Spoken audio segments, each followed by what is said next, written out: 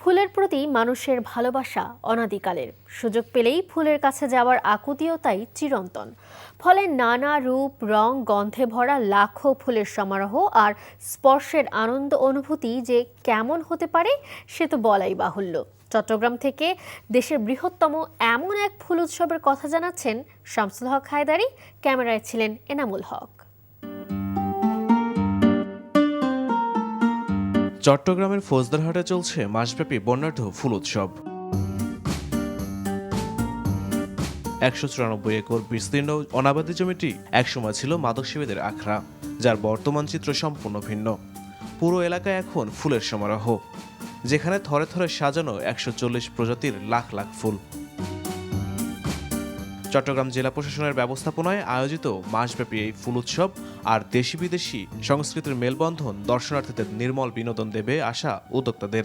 প্রতি বছরই এই ফুল উৎসবকে ঘিরে আমাদের গ্রামীণ যে কালচার আছে, আমাদের গ্রামীণ যে সংস্কৃতি আছে, সেই সংস্কৃতিগুলোর আমরা বিকাশ ঘটিয়ে থাকি। পাশাপাশি আমাদের সংস্কৃতির সাথে বিদেশি সংস্কৃতির একটা মেলবন্ধনও তৈরি হয় আমাদের এই উৎসবকে কেন্দ্র করে।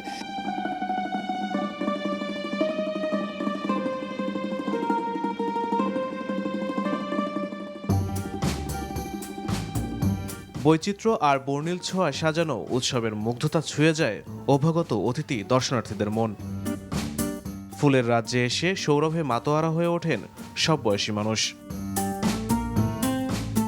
আমার খুব ভালো লাগছে, এত রং বেরঙের ফুল, এতেই তো মন ভালো হয়ে যায়। আজকে ফার্স্ট টাইম আসলাম, অনেক ভালো লাগতেছে। পরিবেশটা বলতে গেলে অনেক সুন্দর।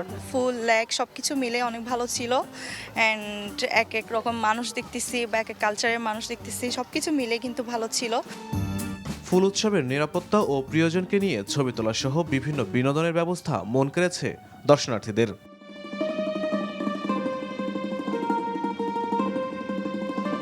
বিশেষ করে অনেক রকমের ফুল, এত ধরনের ফুল আগে কখনো আমরা একসাথে দেখিনি।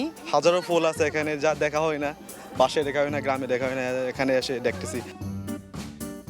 মাসব্যাপী ফুল উৎসবে প্রতিদিন দেশি বিদেশি নানা সাংস্কৃতিক আয়োজনও থাকছে বলে জানান উদ্যোক্তারা। NTV news desk.